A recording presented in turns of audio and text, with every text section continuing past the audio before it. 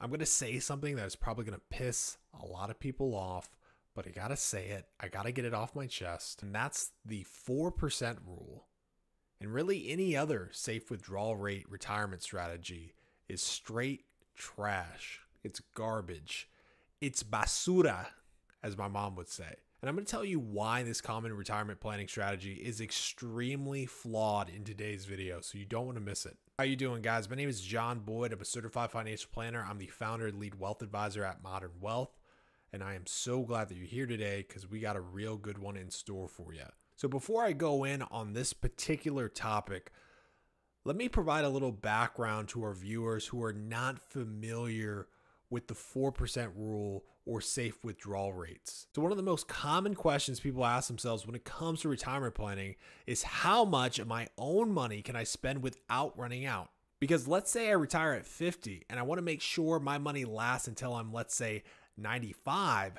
I want to make damn sure that my money is not going to run out halfway through. So the answer people look for is they want to know what is a safe percentage of their money they can draw down every year without running out, otherwise known as a safe withdrawal rate. Enter the 4% rule. The 4% rule comes from the Trinity study, which was a study by several professors at Trinity University with the simple goal of trying to find how much can someone safely withdraw from their retirement without running out of money.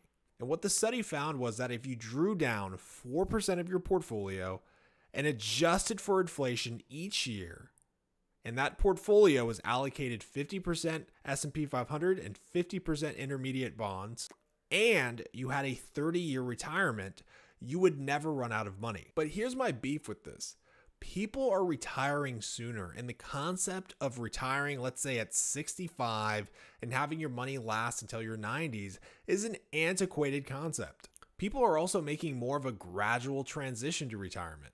So rather than working 1 year and then just flat out stopping the next, people are taking a multi-year transition to retirement. So this may mean at 45, you transition to part-time work all the way until 55. And then at 55, that's when you transition to full retirement. So one of the big issues with the Trinity study is that if you elect to have a non-traditional retirement that lasts longer than 30 years, that's where the success rate of the study starts to fall. One of my other issues with this study is that withdrawal rates are dynamic. So in that previous example, you're obviously dealing with someone who's likely going to have a much longer retirement than just a 30-year span.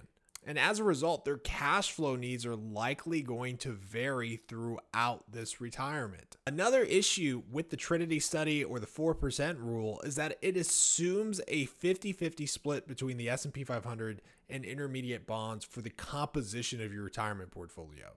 And the data from the study was from decades ago. The returns produced from the US stock market and government bonds are much different than they were decades ago. And the returns on, let's say, the S&P 500 might look very different the next 10 years than they did the last 10. So if someone retires leaning on this math with that exact portfolio and the S&P 500 lags for a decade and bonds stick it up, your retirement could literally be in jeopardy. So that's my beef I have with the 4% rule.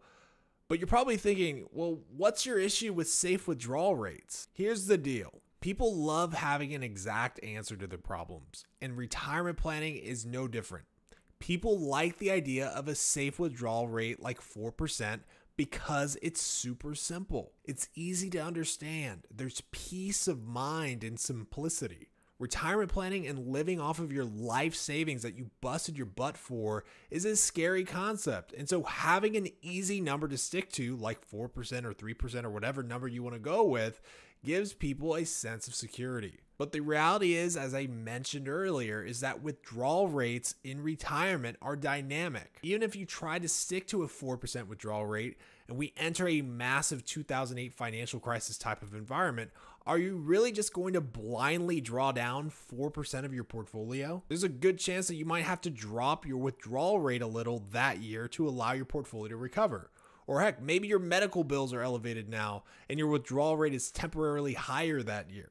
You get the idea. There's tons of different scenarios that are going to impact people, and everyone's withdrawal rate is going to be different. So there you have it, guys. Those are my issues with the 4% rule and safe withdrawal rates. I don't think they hurt as a starting point just to get a rough idea of where you're at and what you need for retirement, but I would not make this the foundation of your retirement plan. Instead, consider your own personal circumstances. Consider your own income streams, your own retirement goals, your own personal investment preferences. I could keep going on, but I'll leave it at that for now. If you enjoyed today's content, make sure to like and subscribe. If you need help making a retirement plan of your own, reach out to us, www.modernwealth.com. That's modern spelled with no vowels, wealth.com. We would love to help you out. I hope you enjoyed this one, and we'll see you next time.